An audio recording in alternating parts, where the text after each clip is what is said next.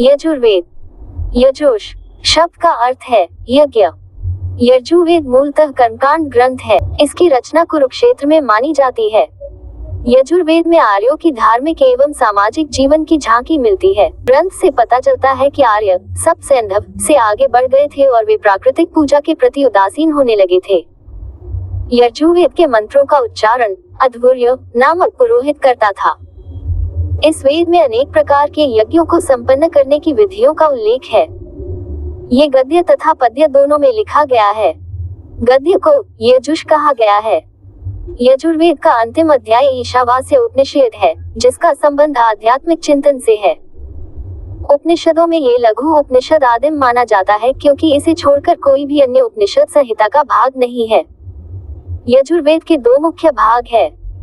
1. शुक्ल यजुर्वेद। 2.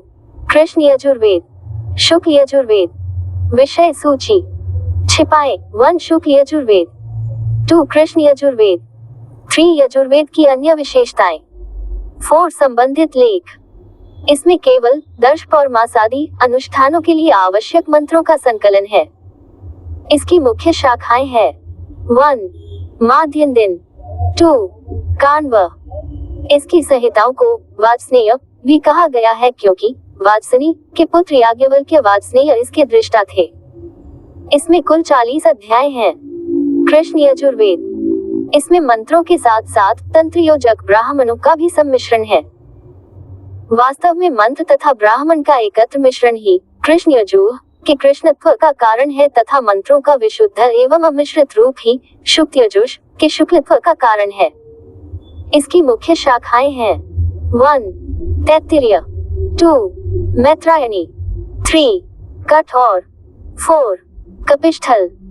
तैत्तिरीय संहिता कृष्ण यजुर्वेद की शाखा को आपस्तम्भ संहिता भी कहते हैं। महर्षि पतंजलि द्वारा उल्लिखित यजुर्वेद की 101 शाखाओं में इस समय केवल उपरोक्तरीय, कठ, कपिष्ठल और मैत्रायणी ही उपलब्ध हैं। यजुर्वेद से उत्तर वैदिक युग की राजनीतिक, सामाजिक एवं धार्मिक जीवन की जानकारी मिलती है। इन दोनों शाखाओं में अंतर यह है कि शुक्ल यजुर्वेद पद्य संहिताओं को विवेचनात्मक सामग्री ब्राह्मण से अलग करता है, जब ही उपस्थित है। यजुर्वेद में वैदिक अनुष्ठान की प्रकृति पर विस्तृत चिंतन है और इसमें यज्ञ संपन्न कराने वाले प्राथमिक ब्राह्मण व आहुति देने के दौरान प्रयुक्त मंत्रों पर गीति पुस्तिका भी शामिल है।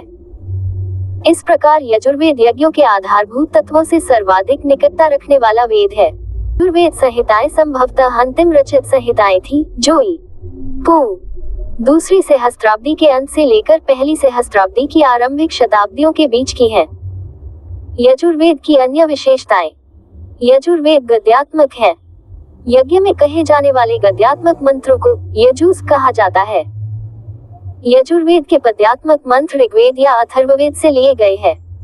इनमें स्वतंत्र पद्यात्मक मंत्र बहुत कम है। वेद में यज्ञों और हवनों के नियम और विधान हैं। ये ग्रंथ कर्मकांड प्रधान है।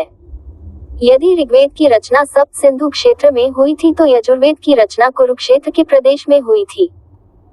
इस ग्रंथ से आर्यों के सामाजिक और धार्मिक जीवन पर प्रकाश पड़ता है। वर्ण व्यवस्था तथा वर्णाश्रम की झांकी भी इसमें है। यजुर्वेद में यज्ञों और कर्मकांड का प्रधान है। निम्नलिखित उपनिषद भी यजुर्वेद से संबद्ध है। श्वेताश्वतर, बृहदारण्यक, ईश, प्रश्न, मुंडक, मांडुक्य।